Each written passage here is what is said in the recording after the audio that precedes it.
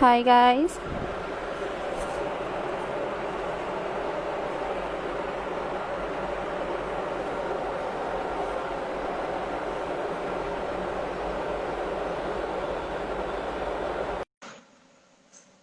Hi, Manu. Thanks. Yes. Wait, Finally. is your internet now is fine It's because better. It's still better. buffering, still Huh. buffering. You can Hmm. hear me, right? Khyati Yeah, saying there's a lot of disturbance. wait, my voice. Yeah, if do you have earphones? Yeah, I have, but I think it should be fine now. Just give me a sec. Uh, there's some issue now. How is it now? Is it better? Guys, please reply. Is it better?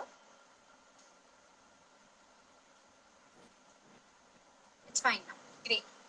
Yeah. So, Anurag, I think we'll just get along with this. And if you could just tell us about how did it all begin and did you have an anchor who was mentoring you throughout this journey or is it something that you wanted to get into since your childhood? So how has it been till now and how was your journey like? So basically, to begin with, it was something that I very adventurely chose it because I was basically a science student up till class 12.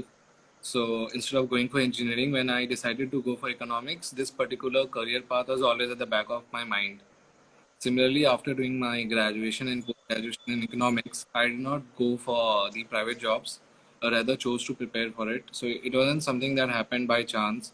It was always there as one of the career options. And also, we look at it, most of the people who are not from the urban agglomerates, where there's a very lack of private sector participation. So it is these jobs that are there from the very beginning that people start aspiring for because this is what is very much visible in those regions, especially in the northern India belt. So obviously, Hmm. being from Bihar, it is said that Yeah, that played a part, right? that definitely played a part because it was always the fact that the IAS and the IPS is what one you should aspire for. So that always gave me the inclination, especially my father, who was very much after me that you should give it a try. But also having economics, I think it was another push for me to go for it. Hmm. So tell me, this was like your second attempt that Yeah. you are now an IS, right? So tell me about your first attempt and how was the first attempt different from the second attempt? Yeah, so the first one was more of a, so it's more like a game. The more you play, the better you get at it. And definitely the luck I'm factor is sure. always there. And the luck Hmm. factor is always there. So for me, if I compare my first attempt to and the second attempt, then first attempt was full of mistakes. Like right from Hmm. the prelims to mains and interview. It was a learning process after all. So, for example, prelims for me went really good, but however, the marks for prelims is not calculated when your merit is calculated. During the mains, the pattern for UPSC is very different from the examinations that we usually write. Because this requires a lot of practice, especially the mains part where you have to write down at least 4,000 words in a matter of 3 hours, and that requires a lot Hmm. of practice. And those have to be very quality words. It's just not the random words that you would end up writing, considering the level Hmm. of competition that is there. So Hmm. I was not really that well prepared, so I happened to miss out on many questions. But still, I sailed through mains. But that was one Hmm. lesson that I learned from my mains is that the next time if I ever come to write, I'll ensure that I improve on my speed, and Hmm. also it depends on which particular pen do you use. So earlier I used to write with the Oh, ballpoint pen. Even those things, little things matter for you to sail okay. through the last final minutes where you have to finish a lot of answers. So Right. similarly, I sailed through the mains even in my first attempt, and there came the interview. Again, since it was my first interview, I was very much nervous, and so I ended up making a lot of mistakes even in my interview. And obviously, there's a nervousness there when you are not there with any job and you're looking forward for this, and you just feel that is the opportunity because if you fail, you have to begin the cycle again right from the prelims because it's Right. not like any other examination where your marks are stored and kept for certain particular years. If Hmm. you fail, you'll have to start from the very beginning. So all those Hmm. fears and everything, they just made me nervous. So, though I made it, but I could not get any desirable service that I wanted. And the point is that if you're making till the interview, so the interview happens in the month of, let's say, March, April, and the results are usually declared in the month of April end. And in June, you have the prelims for the next round of examination. Hmm. In case you're waiting for the result and if it does not happen, then you're just left with 1 more month to prepare for prelims and Hmm. start the cycle again. So that is Right. something which is very risky. So that is what Hmm. happened with me. I just missed it by just I missed IS just by few marks, and that too because I Okay. had very less score in essay. So again, there was a Hmm. prelims, and the prelims questions were much more difficult in comparison to the previous years. So after giving Hmm. the prelims, I was like, it's not happening because Hmm. I calculated my scores from the answer key, and it was way too less in comparison to the last year's cutoff.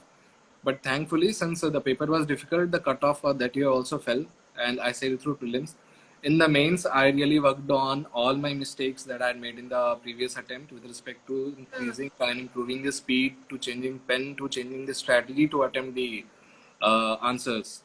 So Hmm. if I'll go more into details about it, I can share what are the things that I did differently. Again, by the time I also wrote the But Indian I economic think policy. before you do a deep dive into prelims versus mains versus interview preparation, I think I would like to first ask you a personal question.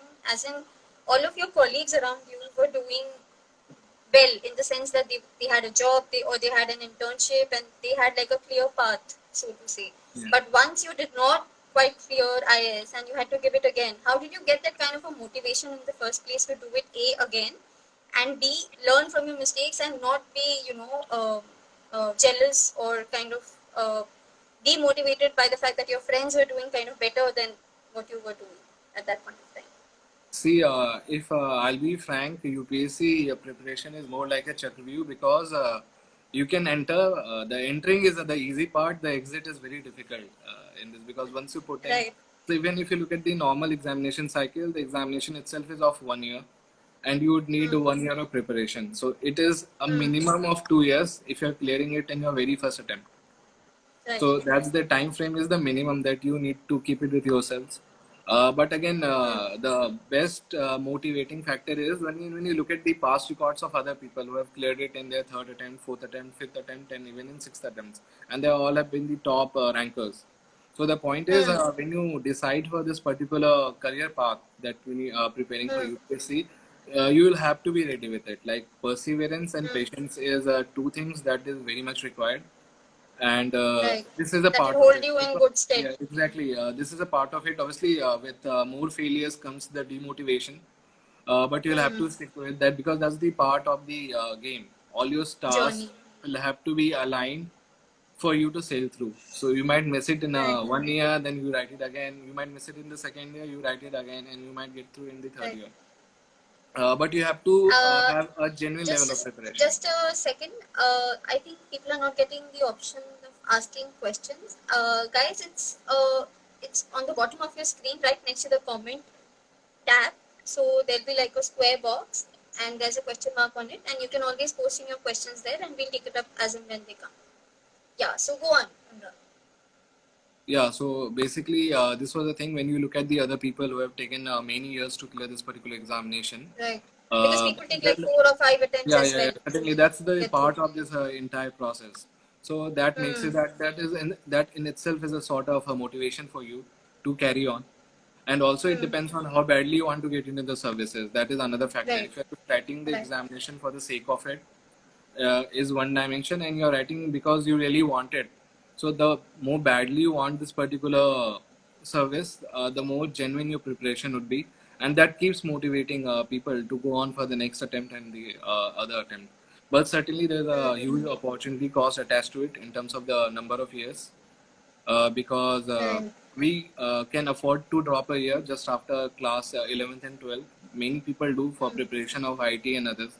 But at this Hmm. particular age, when you're done with your graduation and everything, when you drop a year, the opportunity cost of the every dropping year, every passing year increases a Goes up. lot in terms of your alternate career that you could have taken, be it in terms of private sector, Hmm. anything, be it in terms of the salary or whatever it is. your opportunity cost increases. So that's the cost attached to it. Right. But the fact is that since the examination process is such that you'll have to stick to it no matter what, is what keeps anybody going. You going. Right. So, guys, if you can't see the question mark on your screens, you can post it as a comment and then we'll take it up. So, yeah, so now if you could just do a deep dive on your preparation strategy, how is it different for a mains versus a prelims versus an interview? So basically, prelims is a MCQ type questions. So it's more like a quiz competition where there are two different formats. In one where you have your options in front of you, and in the other format where you don't have the options and you have to write the answer. So that's basically the crux of it. In prelims, what happens is that mainly, generally, the questions are factual, and you have the options in front of you. So you don't really need to memorize things. There are a lot of conceptual questions also that are being asked by UPSC these days. They have changed the formats. But when it comes to mains, you have to write it in your own words. And also for that, you need to really memorize a lot of content so that you can put it in that limited time frame. So the preparation Right. for both prelims and mains are completely different. Though you read the same sources, more or less same topics, same books, but the way to go about it is different because for mains, you'll have to prepare very specific notes for yourselves. Because you see, if you look at the format, it's a consecutive 5 days examination process with four general studies and your optionals and then the essay. So you basically do not have time to revise like we have in the exams during our college, where we basically prepare a particular subject and then write that examination, then prepare for some days for the another subject and then write Another, it. right. In this case, you don't get time to really go through whatever you have studied over the past. So basically, if I'm audible, I'll continue. So Yeah, yeah. what happens in this particular case is that you have to prepare very specific and strategic notes. Uh, so you have to prepare very specific and strategic notes for your mains. Especially for prelims, you can afford not to prepare notes, but for mains, you have to, and you'll have to do it in a very precise manner because usually every question contains of around 150 to 200 marks. So basically, 150 to 200 words. So basically, for every Okay. question, you need to put in those number of words and with a very specific, precise content, whatever the question is specific. So I think notes making strategy is what makes prelims and mains different. And also mains requires a lot of practice, far more than the prelims. Because in this, you'll have to write consecutively for so many days, paper after paper. So that requires a lot of test series practice. And what are your tips to make notes? Like how to make good notes? So over the years, my note-taking strategy has evolved. So what I did, first I started writing in a general notebook and started summarizing the things that I used to read. Then I followed it up with the fact that there are a lot of changes. So you see, the UPSC syllabus is very dynamic. Right. So the things keeps changing after this. So you've prepared for a particular topic, then you prepare for the topic once again. For that particular topic, there are various events that's happening currently. For example, if you make notes on, let's say, coronavirus itself, if you're preparing a note on coronavirus, so there are so many events happening and there's so many changes to it on a daily basis. Some particular committee is set up or some current events related to it. So I shifted to ring folder where you can insert pages in between because in general Okay. notebooks if you want to insert something in midway you cannot do it because there are Right. limited spaces and Right. cannot insert pages. So I Yeah. shifted to ring folders Yeah. where if I have to And you add took on notes in something, loose sheets. yeah, I started taking notes on loose sheets and start. So I basically divided the entire syllabus into various topics, be it history, be it geography, and then after that, for every particular topic, I started making notes as per the syllabus. So one thing that is to be kept in mind is when you're preparing notes, it is not supposed to be books based. Like most of the people ask, what is the book list for UPSC? So there's nothing as a book list, but there's something called syllabus. So you need to prepare specifically for every topic. So when you're preparing notes, it's the topic that you need to focus and That not the book. matters. And it could be from internet, it could be from any other book or any other source. That is irrelevant. What is important is that you prepare a very crisp note on that particular topic. So I started. So basically, my most of the preparation was based on this ring folder strategy, where I used to prepare notes on the ring folder, and I used to keep updating my notes as and when I used to Mm. any current affairs or anything used to happen. Then by the end, I shifted online, which I feel is the Mm. best way to prepare because today everything is available on internet and most of the readings that you do, you'll find it on internet itself. So it's very easy to cut, copy, and paste instead of writing. So Right. writing takes a lot of time, and there's obviously the paucity of time when you prepare. So I shifted to OneNote. It's an application by Microsoft. Mm. A lot of Right. people also use Evernote. So I shifted to Mm. OneNote. So OneNote provides you with notebooks, sections, and pages. So I Mm. created different notebooks for different topics that I had made for myself, like history, geography, polity. For every Mm. now a notebook that is the topic. Now I have various subtopics. Like if you're looking at Okay. economics, then for economics, various Mm. sections would be agriculture, industry, services. And now for every Mm. particular subtopic, I started preparing notes. So since it's online, you can always edit whenever you want, and in bullet points, always prepare notes in bullet point format. And just the keywords. You don't have to write full sentences. And also, what the benefit it gave me was that most of the current affairs we read is either through some internet websites like Insights or through the Vision IS. It's a coaching institute that comes up with really Mm. good current affairs material.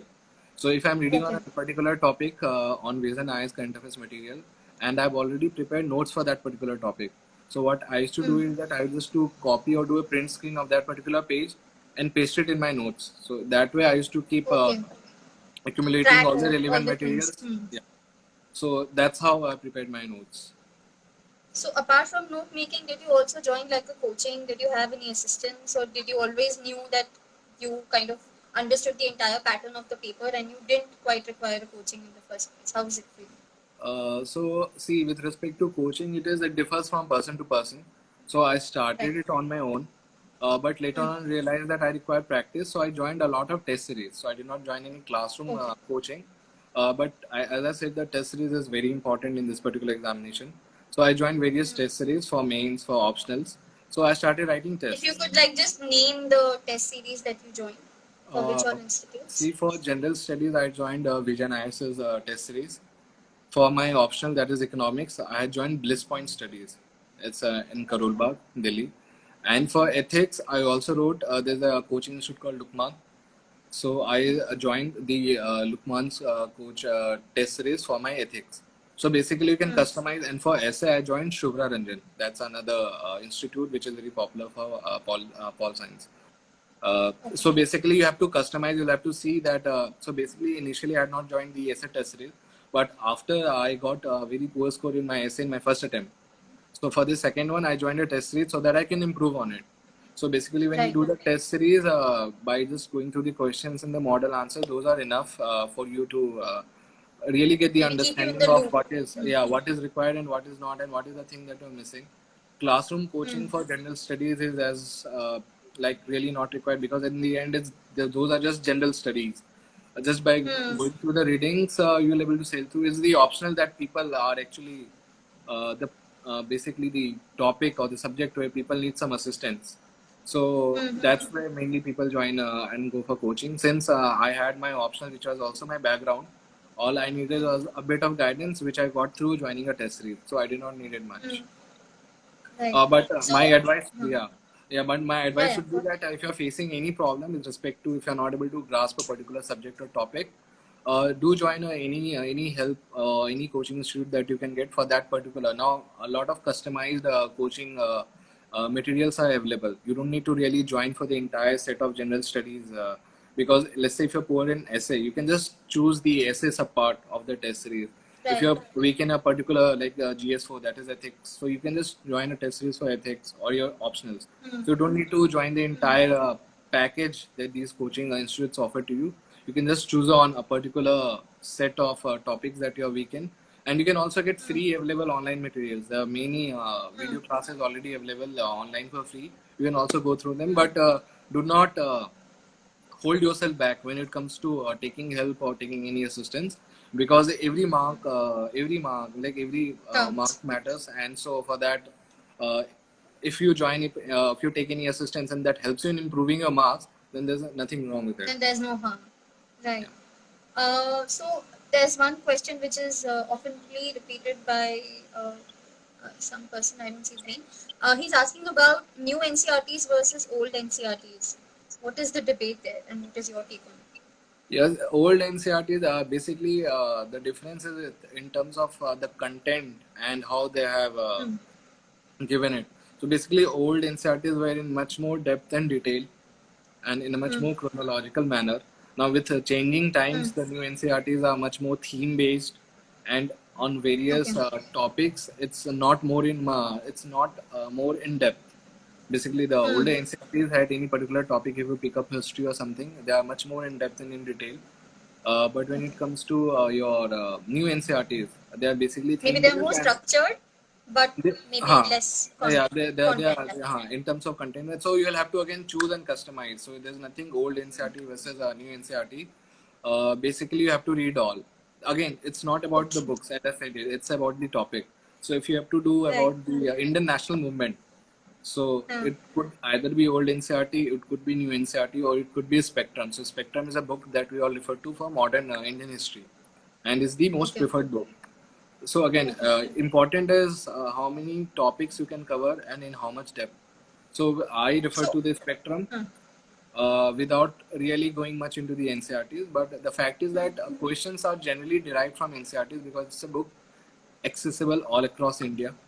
So Hmm. basically, even the institution such as UPSC focuses that they pick up questions which are in the NCRT, so that there is more of an equity among all the students Right. across various Right. boards. So for that, I would Right. advise is that do have a glimpse of the NCRTs, even if you want to go through it in detail. But Hmm. uh, is the topic that is more important. So Right. when you look at the syllabus, formulate your notes on the basis of topic, and then just have Hmm. a quick glimpse through the old NCRT on that topic and also the new NCRT that covers that particular topic, and see if you're missing out Hmm. on any particular point, because there could be some point in the old NCRT which might not be in the new NCRT, and there could be some Hmm. point in the new NCRT which might not be in the old NCRTs. So your aim is Right. to basically gather as many points as you can on that particular topic, be it from old NCRT Hmm. or new NCRT or Spectrum or any internet or any other third book. So that should So, basically be the topic. how did you inculcate this reading habit, and how many hours did you put in a day to study, and how did you get into this mode of preparation in the first place? See, first of all, when you give up, so there's a lot of peer pressure also to begin with. So you're already far more focused than you should be, because again, there's a fear of missing out and losing out. Because Right. if preparation is not sincere, then you tend to lose time here, which is a very Hmm. important factor in your life. So that Hmm. keeps you motivated. And with respect to reading, and so I had given a full time Basically, preparation. time management tips in Yeah, the I had given full time preparation for it. So many people do it hmm. along with the job. So I had the entire day with me. But again, Hmm. I lack in concentration. So if I sit for 10 hours, I might just be able to study 4 hours or 5 hours. And with the daydreaming and everything, that's taken into account. So you don't have to really study a lot of for a lot of hours, because it's not the time that matters, it's the consistency that matters. Basically, if I study for 16 hours a day today and I continue for a week, but then I stop Hmm. studying after the week, and I take a break for let's say 10 days, and then I again restart. So what will happen is that whatever I studied in my previous week, I'll forget that, because there's no Hmm. consistency. So more than the number of hours, what matters is the consistency And the that fact you that you need get to into put a in. schedule, Yeah, so schedule is, see, which is basically the also syllabus. sustainable in the first place. Yeah, the syllabus is so vast that you'll not end up Hmm. keeping up with any schedule or timetable that you'll make, because everything will go hodgepodge when the exam comes. However, again, the point is the consistency and the notes making. So the point is Hmm. you need to jot down everything that you're reading in a very crisp manner, because after 2-3 months of reading, it's very difficult to recollect what you read during the first month. So if you have Right. notes prepared topic wise, then all you need to do is Hmm. go through those notes to recollect in a very quick span of time that what you had gone through. So Hmm. that is why it's if you give 5 hours a day of focused study, that on a daily basis without taking a break, you cannot afford to not study during 2 or 3 days just because you're feeling like to take a break. That should not be there, Hmm. because you'll have Hmm. to basically memorize things and keep them in your memory. And maybe keep distractions at bay, right? Like Yeah, Instagram, Facebook, WhatsApp. As all much, social media out of the way? the internet is very important again during the preparation time, but I think the positive use of internet, avoid social media and also WhatsApp for as much as you can, because these things eventually in the long run do not help much.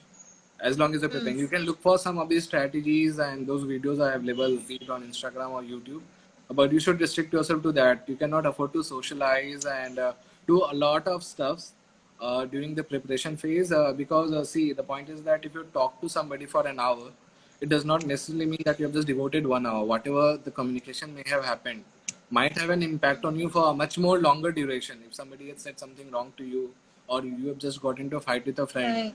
so that impacts you So mentally you for a cannot much afford longer to lose duration. your peace of mind, right? Yes, exactly. So You you have to need to, maintain your peace of mind. yeah, so you need to maintain your peace So of mind maybe by a simply little driving. detachment will help there. Not necessarily. See, it differs from person to person, but the general acceptability is that you need to stay away from distractions.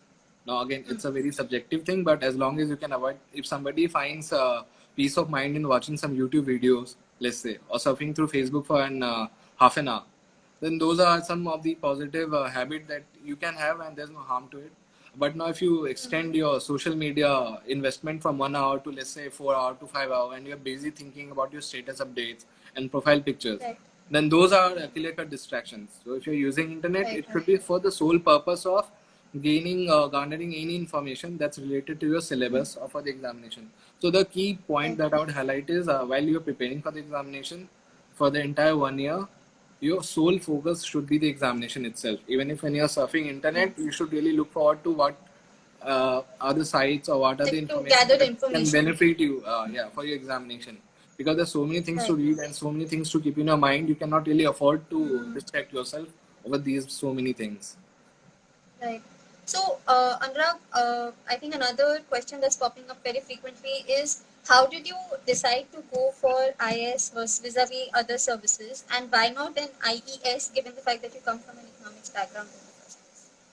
Yeah, see, when it comes to selecting a service, basically, services are based on their profiles and the career opportunities. So when you compare IAS with the other services, be it IPS, RS, or ES, it's about the profile and the type of work that you do in that particular That they service. do. So the Right. thing about IAS is that, and the reason why it's one of the most desired services, if you look at the service selections, so almost all the toppers over the years have chosen IAS over any other services, and the major reason behind it is the work profile of the IAS. So when we look Hmm. at we given for the preparation for civil services examination, the thing that Hmm. comes into our mind is civil service and public services, which are there in almost all the services. There's no, it's not the fact that one service is better than the other service or anything as such, but the profile Hmm. that the IS offers, it's far more broader than any other Hmm. services that offers. Because if you look at the profile of the IS, first of all, it begins with your field posting. So you get Hmm. directly onto the ground and you implement all the policies that the government has been making. So you are the direct agent of the idea that you had, that will be a public servant or a civil servant. So there's a lot of public interactions, which is not in Hmm. case with other services, be it let's say revenue service or economic services.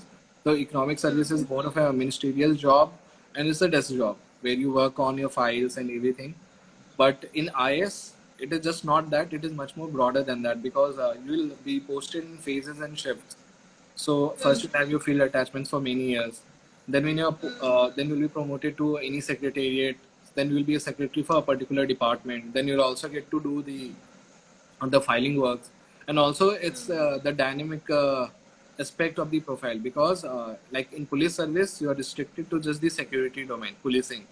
In revenue Okay. service you are restricted to a very specific domain of revenue. But in Hmm. IAS you can go to any field, It's like across it's the across with. the spectrum. And like you can be in agriculture, you can be in finance, you can be in security, you can be in defense. So there's no limit to it. Wherever you feel like Right. specializing yourself, you can go for it. And there are various posts that is open up for the IAS as in particular, because of the vast experiences that they garner uh, during their field postings for so many over the years in the state. So when they go for central ministries, or there are various public sector units, and the particular posts that are open for those public sector units or any other organizations ruled by government, including international organizations, be it UN or WHO. It's open for the IS because they garner a lot of field experiences, which is not available for other services. So And that how is would you what compare makes. IS versus IFS? See again, it's about the profile. Profile is completely different. In IFS, you represent the country, but in a foreign land and you work on policies. So the feeling of satisfaction, there's a point of you need, require some immediate level of gratification or satisfaction when you are doing a particular job. You need to see the results then and there, which might not happen in other services, be it FS or revenue service, because in foreign services you begin at a level where you're more into doing all the diplomatic works, and you're supporting your country in formulating a policy or building a bilateral relation with that particular country, which is definitely completely impactful for the people, but it's a very long run approach. But in IS, since you go to the field from the very first year, so even a smaller work like getting a person who has not been getting his pension for many years, you're clearing his file, or let's say So you now kind of there's. do like more of grassroots level work when you are in Yeah, and IS officer, right? there's a lot of satisfaction associated with it. For example, let's take the current case of Corona. So it is all the IS officers who are posted on field, and they are doing all their works related to running a quarantine camp, to providing any relief, be it from ranging from their door-to-door services or in the quarantine camps. So they are all the administrative work that is being done by AAs. And so this particular opportunity would not be available to, let's say, a foreign service person. They will also Right. be deployed in this particular work, but there will be more of a, so basically the echelons and the levels. So you get the grassroots level to work on, which is very much satisfactory because you get to see the results Right. right up there. So Right. And that in that way, actually ties up with your motivation to go for civil services in the first place, right? certainly, hi. It ties up with the motivation for you to join the civil service in the first place. Because Right. with respect to policy And making, you get to do it even in IS after certain years. But there's also this particular part attached to it, the posts of sub-divisional magistrate and district magistrates. So by being in those posts, which are the posts for IS cadre, gives you the point and the opportunity to work at the grassroots and make direct impact on the lives of the people. So that makes this particular service very lucrative in this way. right, right. And now moving on to the optional that you took, which was economics. Like apart from the fact that you had already studied economics for 5 years, was there any other motivation to take up economics as your optional? And how to basically decide what to take up as an optional subject? See, at the end of the day, being very realistic, it is the marks that matter. That will help you in sailing through the examination. So people tell you a lot about interest and this and that. I feel those are very much secondary. Marks is important that you need to Like the really. pragmatic approach is to Yeah. understand No, where you'll score better.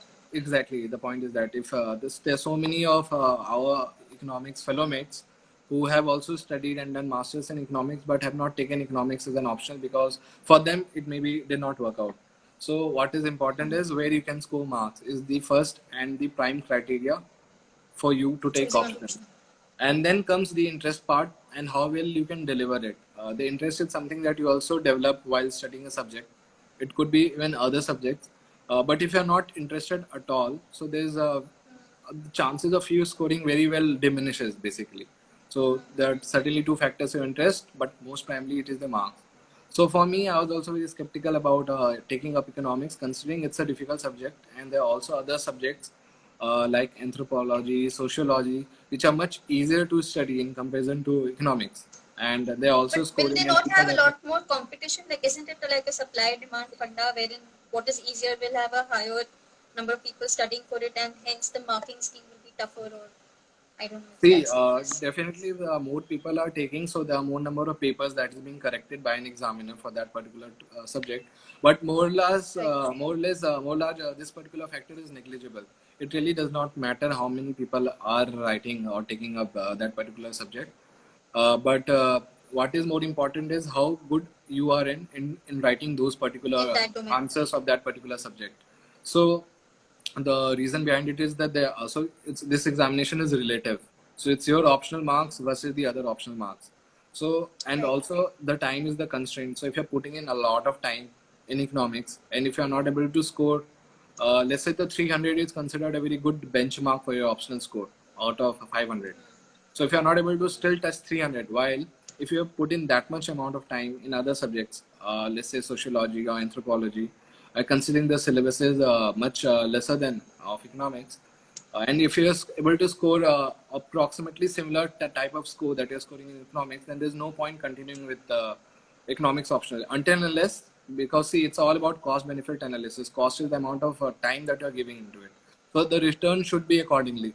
So if you put in Right. a lot of time in your optional, but you have not got that much marks, and had you put that much amount of time in some other optional, probably you would have got much more Like marks. you look at the ROI and then decide. Yeah. So that is one factor, which should be the major reason for you to decide on the optional. But again, for me, economics worked because I had the background to it, and I studied it again, basically right from the scratch as per the requirements of UPSC. And this time I was sincere when it came to preparing for the examination, so it worked for me somehow. So that's why I stuck to economics. As for many other people, it did not work out, so they changed the optional, and then the new optional was the key factor for them in terms of clearing the examination. If you look at the previous Right. topper, there was Anudeep Durushetty. So he was appearing the examination with He a cleared it particular in his option. fifth attempt, right? I'm not very sure, yeah, fifth or sixth it was. But the Yeah. point and the lesson that is to be taken is that he was appearing the examination with a particular optional, but he could not clear it. But then he changed his optional and he was rank one. So see, that's how it matters. The marks, that is really important. If you are not able to get that much of a return from it. So with respect to economics, economics is very much in fashion these days. And if you have studied economics and your option is also economics, so the interview board values you a lot, considering that you have been consistent with respect to your background and the Right. option that you have taken. And Right. it also helps you in your general studies, in your essay, and also in interview, because largely everything is economic based. Any Tied back question to that economics. comes, you can always include the economic dimensions to it. Every Right. year, one of the aces will be on economic topics. In one of the general studies, paper is largely based on economics, and Okay. definitely you also have your economics optional. So for me, that was the So reason, because it what? helped me. Yeah. So what book list did you follow for economics and the other subjects that you had? Was it like The the prescribed book list, or like you mentioned, you also looked at online resources, right? Yeah. So it was the prescribed book list. So I've uploaded all my notes and strategies for those who are interested in one of my blog, where there's the Okay. entire book list is there. So Okay. it's a very exhaustive set of book lists, and you need to for a particular topic, you need to go for a particular book. And for economics, it's a well-established and standard books. Like you don't have to Okay. really delve much here and there. These are well-prescribed books, and every year after year, the questions have been coming from there. It is just that they're exploring new topics and new chapters which they had not asked before, because they cannot keep on repeating the questions or the particular topic. So they just keep on exploring here and there. But the book lists are very much prescribed. Like H.L. Ahuja is for microeconomics, Freud is for macroeconomics, Salvatore is Right. for international trade. Similarly, for Yeah. Indian Now that you're economics, mentioning the names, yeah, I think we've also done a few of these in our syllabus. yeah. So the Yeah. basically again the topics will match. It's more of a graduation syllabus only for economics, Okay. with a bit inclusion of, you could say, a master's topic, but largely it is the graduation topics. So on more or less, if you have done your graduation, you will have an edge in your familiarity with these topics. But again, UPSC is far more Right. conceptual. So they really go into the concepts, why it is happening, what is the reason behind it happens, so what will be the implications. So, but you'll have to reread it again from the scratch in order to build your concepts much more clearly and in Right. much more in depth. And is your blog public? Because someone's asking Yeah, for yeah, your yeah. blog link as well. Yeah, Okay. yeah, yeah. It is upscjourney.in. Okay. So if you So log into it, I'll share another the link with. question that was very frequent in the chat was, how did you improve on your marks? Like, how do you go about writing answers that actually fetch you marks? Good mark. Yeah, it's a very important thing, because this is what matters. So with respect to UPSC, it is just not the hard work, but also the smart work Right. that It's also really smart matters work. the most. Yeah. So the first thing that I did was I analyzed my marks. So I had less marks in my interview. I had less marks in my essay, and general studies. It was a pretty average score, but there was scope of improvement a lot. So I started with my essay. So I joined test series for essays and started writing my essays. So with writing more and more essays and reading more and more sample essays, I learned that there's a particular type of pattern that you need to follow when it comes to writing essays for UPSC. There's a very different set pattern for it. How to begin an essay, how to conclude it, to how to basically restrict yourself to that particular topic, how to maintain your essay in that particular word limit, and finish two essays in the time limit. So that helped me with my taking up test series. With respect to general studies, again, what I did this time was that I picked up the answer script of the toppers, so it's available. Uh, Basically, all In the the public domain people, for everyone? yeah, it's available for everyone, not only mine. Okay. So, like if you go to the Vision IS websites, so since everybody who had taken the Vision IS test series, once they clear the examination, so they upload the answer script of those people on their website, and it's public. So anybody can go and access the answer booklet of the toppers from those websites. I've also uploaded in my blog for mine, which I feel I've written it very nicely. So what I did was this time was that I focused more on answer writing. So I took out the printout of the answers of the toppers. First, I did some research that who scored very well in GS1, who scored very well in GS2, Right, right. and then I chose Section those of people, and toppers. yeah, and then I've taken on the printout of the answer script of those people, and then I wrote the very same test, not completely, but question wise. Okay. Let's say if so, I solved the first four questions, and I wrote down the answers to those the first four questions, and I then compared my answers with his or hers for Okay. those particular Okay. four questions. And then I started comparing how was my introduction to the question and how was his or hers. Then how many points I have written, how many they. So in that way, you're able to really judge the fact that where you are lacking behind in terms of your answer writing skills. So let's say I had written a two-line introduction and then I mentioned 4 points to the answer and then I concluded it. But then when I compared it with let's say Anudip Durushetty, then he had written 10 points. So while I just wrote Okay. 4 points, he has written 10 points. So I learned the fact that I need to write more And points. it's always a relative grading, as you It's mentioned. So always a that's when relative rating. Again, that's I how you also score look at the marks. and I also look at the things that I missed it. Let's say uh, if somebody has put in a flow chart or a diagram in one of the answers where I have not, so I learned from it. Okay, this particular flow chart or diagram could also have been Right. To inserted present in my information answer in a if more I graphical format. yeah, certainly. So, and again, I started analyzing how my conclusion differs from his or hers. So, if somebody scored really well, they have a particular style of writing. So, basically, you need to go through some of them and then create your own style of writing. So, after doing this for some certain people, then I formulated a sort of format for my answers for myself that I write a two-line Okay. introduction, then I'll write 5 points for 5 points against the particular topic. Then I'll just Okay. provide 3 pointer, uh, what to say, the way forward to it or some sort of solution to it. Just highlighting the issues and policies are not important, also providing solution to it. Then a two-liner conclusion and mandatorily writing some case study or examples in every answer. So that way I created Okay. a form. Benchmarking. Yeah, and then whenever used to write or take up a test, I used to compare my answer with my this particular format and and I used to like cross check whether I missed out something or not. So let's say if I've Right. written just a 5 liner introduction, whereas in my format it's written that I have to write only 2 to 3 line introduction. So that's a mistake for me because if I start writing 5 line You lose introduction, out time.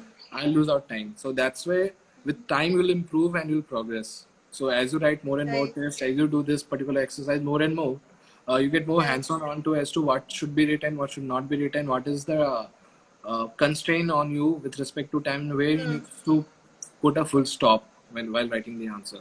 So these things you develop when you look at the other answers. Right. So you just can't keep on writing answers. You have to go back to them and keep checking as to what was the marking scheme and how you fared along with what you wrote. Yeah. And if you can just delve into the interview experience now and how did you prepare for it? Pardon, I didn't get the question. The interview experience and how did you prepare for it? Okay, so interviews are very dicey thing here because as there are a lot of myths that floats around in the social media and WhatsApp with respect to the question that is asked in an UPSC interview. So it was nothing like that. It's a very professional interview that happens, and the Okay. thing is that Was there like a panel and yeah, I'll just delve more into it. So the fact is, there's a chairperson of the board, and besides him, there are four other members. So in total, there are five members that interview you. And the thing is that it's very subjective because that generally all the members of the UPSC are the chairpersons, and the other four members are the guests. So every chairperson, their mentality, their way of asking questions differs. There is subjectivity involved that which particular person you would get. And also, interview is very dicey because any the spectrum of marks in interview varies a lot. Like somebody can get 120, somebody can get 200, and at this particular juncture, again the marks become very That's like a important make or because break case. yeah, it's because if you lose out even on 5 marks, that can your drag your rank down by 50 because almost for every mark there are around 10 to 15 people for every mark when the final list comes out. So the marks become very important. So that makes that increases your nervous factor basically. So the way to go about it is that after mains you fill a detailed application form, which we call it as DAF. Now, the DAF contains everything with respect to your schooling, your background, your hobbies, your interests, your education Okay, so qualification, it's like a the more content, overall generic holistic profile that they look at. profile of yours. Yes. So the thing is that it's a very basic thing that if you're going for an interview, you should have prepared on your DAF. Everything that is written on your DAF should have been prepared. It's like your CV, Yeah, it's like your mature CV in detail, and right? the Like a fact is resume. that yeah, and the fact is that everything that's there on your DAF needs to be prepared. So if you have studied from, let's say I studied in ICSE school till class 10, then I shifted to class the CBSE board for my class 11th and 12th. So one question that was asked to me, okay, what are the differences between these two boards? Because it was written in my particular detailed application form that this was CBSE board, this was Right. ICSE board. So So they the picked on point is, that. yeah, so they'll pick on whatever is on your DAF to begin with. Right. Most importantly, there will be a column for your interest and hobbies. So generally, the questions will begin from there. Either it will begin from like introduce yourself, or it will begin from the fact that okay, you're interested in this ECM. particular thing, so tell us something about it. So that way they Okay. start the conversation basically, and once they feel that you're in a comfortable zone and you're answering it, then they'll start throwing you questions from here and there on Right. general awareness and current affairs, which might not at all be related to your subject domain. So that is one And thing. also So there are those ethics questions, right? Like I've read it in the blogs and Quora that they will say that this situation is happening, how would you react to it, and what is yeah, your take on this? so basically, my take on interview is that there are two types of questions. One which requires a very factual answer. So they'll ask you, okay, what is the capital of that particular place, or your optionally the economics, or tell me what is CPI or what how is it calculated. So these are very factual questions which has a very precise answer. But then there Right. are some subjective questions where they're opinion-based question, as you call it. Where they'll ask you what is your opinion on it. So it is these type of questions that you should capitalize on because it gives you a way to open up and start a conversation because you cannot And keep your also I think interview. it helps you differentiate yourself from the other Yeah, candidates, right? Like certainly, everyone will have a definitely. different take on the same matter. But Definitely, factuals they remain are factuals. exactly. They remain there. Basically, the core idea is they want to hear your conversation, and they want to have a conversation with you to judge you better. So the important Right. thing is that you initiate this conversation, and it is the subjective questions that they ask. Is the way will you will begin answering it very subjectively, but the fact is that it's these questions which you should capitalize on to build a rapport with the interviewers. However, you should limit your the length of the answers. You cannot just go on and go on. So you need to again know where to put a full stop. But you should Right. really not just keep And do it to you one also word. answer in a structured format, or is it like a free flowing conversation that you have? See, ideally, it should be a free-flowing conversation. So what we do is that we basically prepare answers before the interview based on DAF because DAF is something that can be predicted. Like if you have studied from a particular school, or if you have stayed in a particular place, then rest assured there'll be a question from your home state, your home district, or the school that you have studied from, or the college that you have studied from. So those are questions that you need to prepare beforehand. And did you And also take coaching for this? no, so the system here is that we take mock interviews for it. So before the final interview, we can appear for some mock interviews, which are conducted more or less by almost all the coaching institutes to assess yourself where you are Where do you basically stand? fumbling or what are your weak points. But however, you should not take Right. these uh, very seriously because again Mocks. it's mocks are very subjective and the real interview is Right. also very subjective. The what they assess main factor is your confidence is what that they look for in you when they're That conversing will with you. make or How fit break the you are day for for you. this job, yeah, because the time that you get to answer a question is very less and the time to think is also very less. So your answer quality would not be that great. You will give a very average answer, Right. and everybody will give Right. more or less the same answer. So And you can't content, even be prepared for the kind of questions they yeah, ask. exactly. So content wise will not be that great. The only way that you can make a distinction is with respect Is to how maybe a you are smile and speaking. Yeah, confidence. exactly. The confidence is what eventually matters. And So your body language overall. yeah, so basically the thing is when they read your DAF, so they form an expectation out of you. So by just looking at your CV and by reading the DAF, they form an expectation that what type of candidate he or she will be.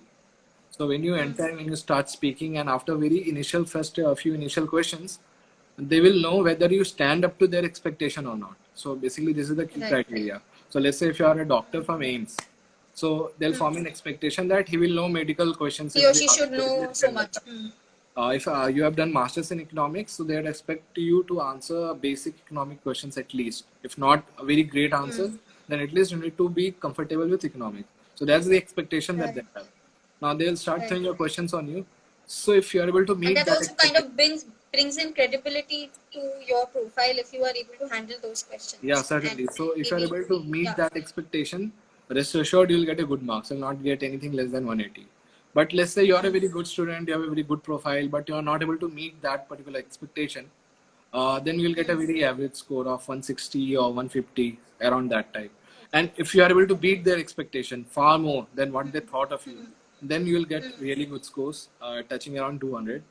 And the factor here is that you get less marks only and only when you go into some particular extreme, like whether if you're blind or something you say which they did not like it at all, or you just keep on Okay. passing Or maybe extreme touch comment. upon a very controversial topic and take a Yeah, stand without being or diplomatic if about the it. question is being asked about X and you start talking about Y. So if so the point is that if that shows that you are not listening to the questions properly. So anything, if you give them an opportunity to not to like you, then is the only time that they'll give you a less score. Otherwise, average score is something that you will definitely get, even if you are not able Right. to meet that expectation. So you'll get around 160, 165. If you're able to meet it, you'll get around Right. a good score of 180. But if you're able to beat the expectation, so let's say if somebody is from a rural background, has not studied from really, really top institution and he has made it, so they'll have a very similar sort of expectation. They'll not expect much from him, let's say, because of his academic background. But he was really able to give quality answers, then rest assured he'll be getting Maybe really that's good where score he'll because he's stand out. been able to beat the expectations that they had formed for him. So, so that's the basically core idea about the interview. Confidence is the And key, what and was yes, your timeline in terms of preparation? Like, when did you start preparing for prelims and then mains and then interview? You mentioned you don't get more than a month. so basically prelims happen in the month of June. So after masters, I started preparing for a year. So basically, most of the colleges they end during the month of May June. So you get one complete year before you prepare for your prelims, before you sit for your preliminary examination.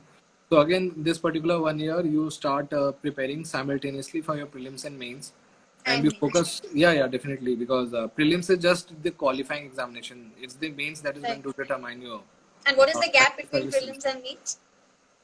2 3 Prelims months? and yeah is basically 3 months that at max you get, and also there's a time taken by the time you sit for prelims and by the time the results come out. So if you are not sure about whether you will sail through the prelims or not, most of the people do not study during that period because there's a lot of doubt in their mind Just whether still they'll testing the qualify. waters. Yeah, they'll qualify the prelims or not because it's very difficult to say after writing the prelims, because the questions that are being asked by UPSC in prelims is also become very subjective these days. Okay. So you just don't know what is the correct answer. So if you're somewhere around the cutoff, then people become very complacent and they don't prepare for the start preparing for the mains, which is a very wrong set strategy to prepare for the examination. So it's basically these 3 months that you get between prelims and mains. But however, a rough structure of mains should have already been prepared before prelims. So you can study for mains up till let's say February. You can devote March, April, and May solely for prelims. 3 months is more than good enough time for your prelims. And then the moment you're done with prelims, you again pick up where you left your mains Switch back and to then focus mains. on your mains. Yeah. Right. So, Anurag, while I understand Bihar is your home cadre, I just wanted to understand what were your other motivations for taking up Bihar as your place of working, given the fact that it's a very challenged state in terms of governance. So, what were your motivations there? See, basically the point is that if you're coming into this particular career profile, so there are places which are good for living, there are places which are good for working. So even when we joined the cadre, it was very specifically told to us uh, then because that there are places where you join to live, where you have very good standard of life, which might not be the case with respect to Bihar because of the high, lesser urbanization rate and the Right. larger the rural population. The Urban. standard of Right. living is not that great as in the urban centers.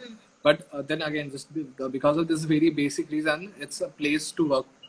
Basically, this is a So you cadre where feel you like the can potential to work is much there's more in definitely a Bihar. lot of potential to work in cadres such as UP, Bihar, Madhya Pradesh, Rajasthan. These are all cadres which are basically faring very poorly in terms of their development indicators, and there's a lot of work that you can do here To be done. to be done basically. So if you're joining administrative services, so these are the basically You cadres that might as you well can do look for forward places that you can work. to. Exactly. So this is a play. Also, there's also an edge to it because it's my home cadre. So there's always a particular sort of a motivation for you to come and do something for a Right. particular state that you belong to, especially if it's faring behind. So that was the Mm-hmm. main reason for it. Right. And how do you deal with the lows and the periods where you feel like nothing is working out? Because I'm sure there are these low moments in the 1 or 2 years that you spent in preparation. How do you deal with that? How do you keep yourself happy and motivated? See, the again, it's a very subjective thing, and it differs from person to person. For me, I believed in self motivation. So there are people who like to share it with somebody or the other if they are feeling low. For me, it was mainly the self motivation. I used to Did use you like have like a group of friends that you connected group with of friends. during this Certainly, time? the friends and families are the closest ones Mm. that they are there with you throughout. But besides that, you cannot always call them up or ring them up for your every load. So you need to be Mm.